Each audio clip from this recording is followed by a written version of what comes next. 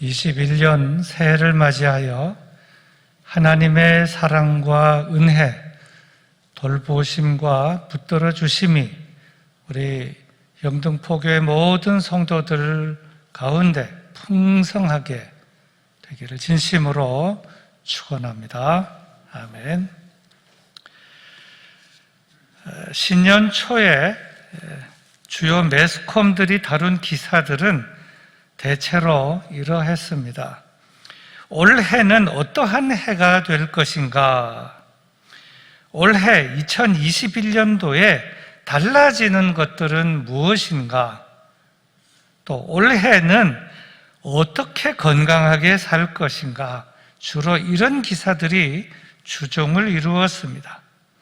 그 중에 토요일 어제 기사로서 그 기사 중에 눈에 띈 기사 하나를 소개하면서 설교를 시작하려고 합니다.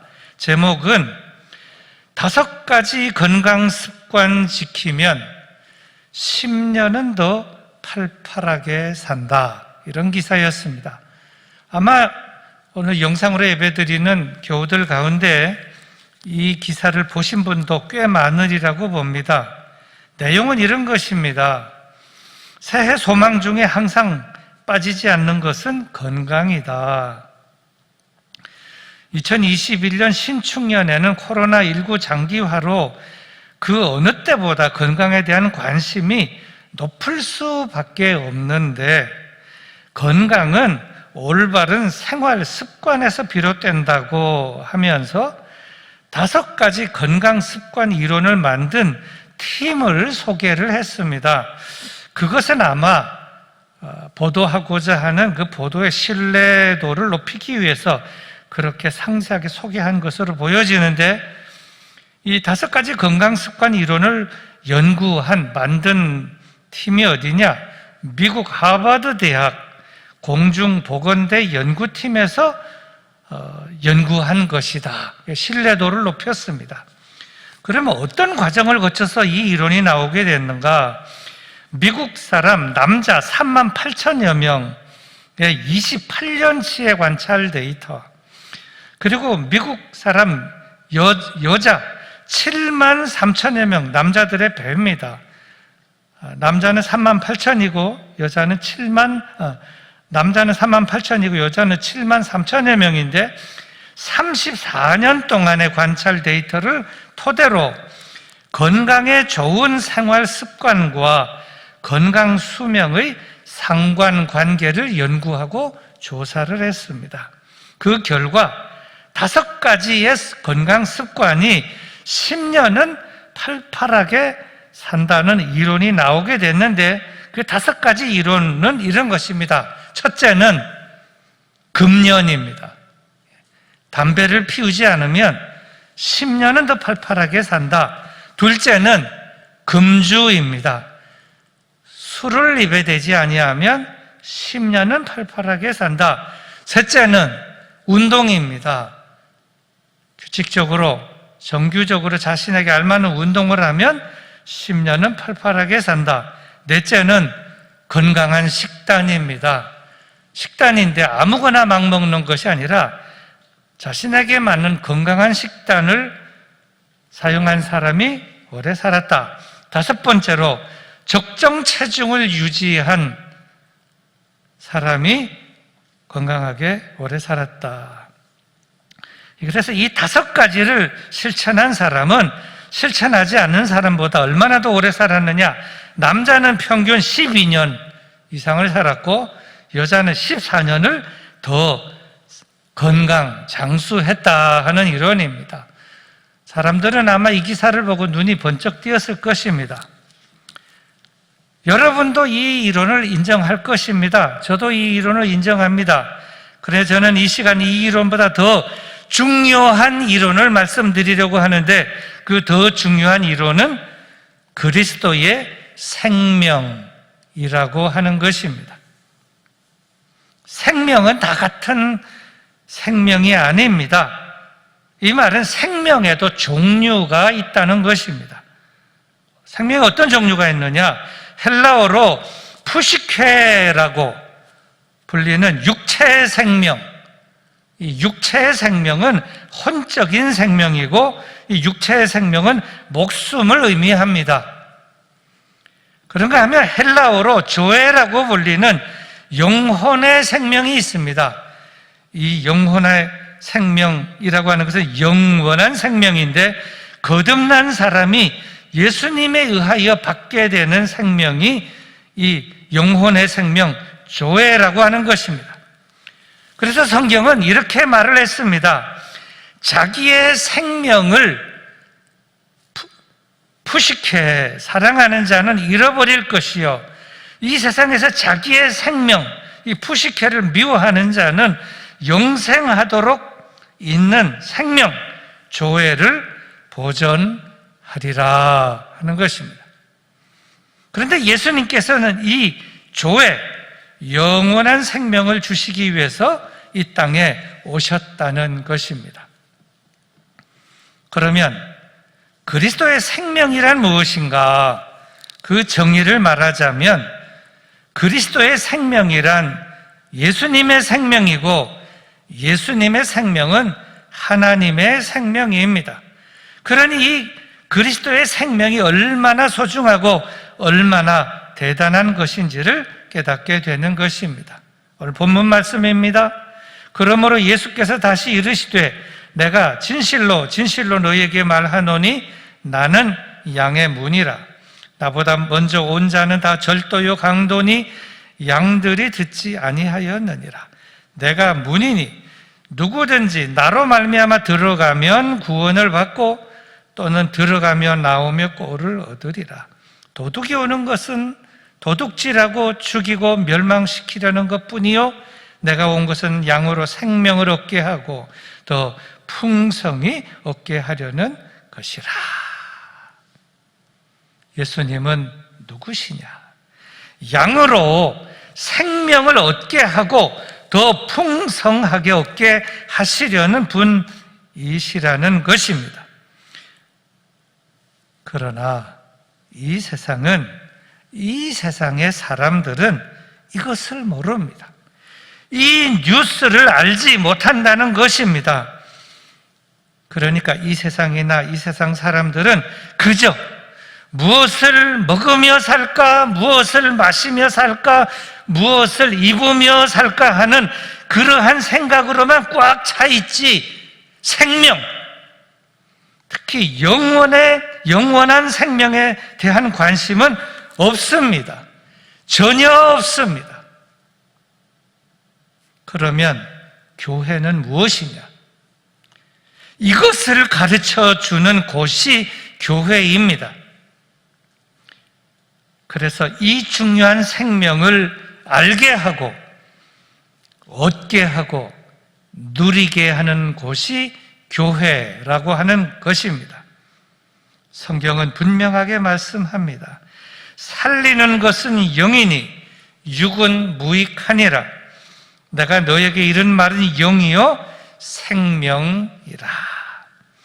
아들이 있는 자에게는 생명, 조회가 있고 하나님의 아들이 없는 자에게는 생명, 이 조회가 없느니라.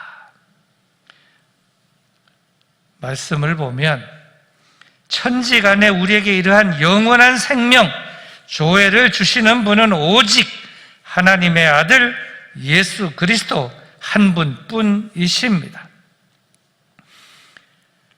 그런데 오늘 말씀을 보면 예수님께서 우리에게 하신 생명 사역은 두 가지임을 알 수 있는데, 첫째는 양으로 생명을 얻게 하는 것이요, 둘째는 그 생명을 더 풍성하게 얻게 하려는 것입니다. 그렇다면 예수님께서 우리에게 생명을 주시기 위하여 하신 일은 무엇인 것입니까? 이것이 중요한데, 사람의 몸에 병균이 들어오면 병이 들어 죽게 되므로 병든 사람을 살리려면 먼저 병균을 없애야 하듯이 사람의 영혼을 죽이는 병균인 죄, 악을 없애기 위해서 예수님께서 이 죄악들을 없애는 일을 십자가 위에서 하셨고, 그리하여 양으로 생명을 얻게 하는 문을 활짝 열어 놓으셨다는 것입니다. 그리고 하신 일은 생명을 얻게 된 그 양들의 생명을 더욱 풍성하게 하였다는 것인데, 여기서 우리가 눈여겨 보아야 할 단어는 풍성입니다. 풍성. 사실 생명이 없는 것보다는 생명이 있는 것이 낫습니다. 그런데 그 생명이 겨우 생명만 없고 자신만 유지하는 그 정도 수준의 생명이 아니라 그 생명이 풍성하여 자신도 그 생명을 풍성하게 누리고 나아가 그 풍성한 생명 때문에 그 풍성한 생명이 흘러 넘쳐서 그와 함께 사는 가족도 그 풍성한 생명의 영향을 받고 그 친척도 그 친구도 그가 사는 그 동네 사람들도 모두가 다 그 풍성한 생명을 누리도록 하기 위하여 예수님께서 오셨다는 것입니다. 그 구체적인 신뢰를 하나 들어보겠습니다. 때는 약 20여 년 전 2002년 연말이었습니다. 주인공은 김진태라고 하는 분입니다. 당시 그의 나이는 37세였는데 살인범으로 감옥에 갇히게 되었습니다. 당시 그의 죄목은 아버지를 공기총으로 살해한 죄목으로 존속살인 죄목이었습니다. 그가 아버지를 공기총으로 살해한 이유는 그 아버지가 자신과 어머니에게 상습적으로 아버지가 폭력을 휘둘렀다는 것입니다. 그래서 아버지를 공기총으로 살해하고 아버지의 시체를 한강에 유기한 존속살인 죄목으로 법원에서 판결받기는 사형을 선고받았습니다. 그리고 복역을 하고 있었는데 그는 구치소 안에서 복음을 듣고 전격적으로 새로운 사람으로 다시 태어나게 되었습니다. 그가 복음을 듣고 새 사람이 된 이후에 완전히 거듭난 사람이 되었는데 사형수 감옥소의 관리 규정에 의하면 사형수는 한 방에 계속 있을 수가 없고 사형수는 3개월만 한 방에 있고 3개월이 지나면 다른 방으로 옮겨서 복역을 해야만 했었는데 그는 이 기회를 이용하여 옥중에서 전도사가 되었습니다.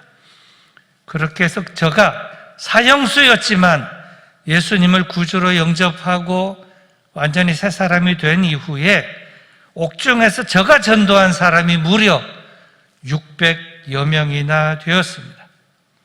그뿐만이 아닙니다. 그는 거듭난 다음에 예수님께서 주신 그 새로운 생명, 이 조회로 사람들을 섬기기 시작했는데 구치소 안에서 아무도 하려고 하지 않는 화장실 청소 등을 자청하여 기쁨으로 봉사하였다고 합니다.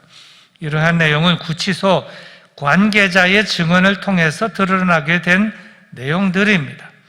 그러다가 그는 모범수가 되어서 사형수에서 특별 사면으로 무기수로 감형되어 죽음의 문턱에서 새 삶의 기회를 얻게 되었는데 이러한 일이 일어난 것은 다 예수님을 믿고 새 생명 조회를 얻으면서 삶의 새로운 변화, 획기적인 변화가 그에 일어났다는 것을 증언하는 구체적인 신뢰가 되겠습니다.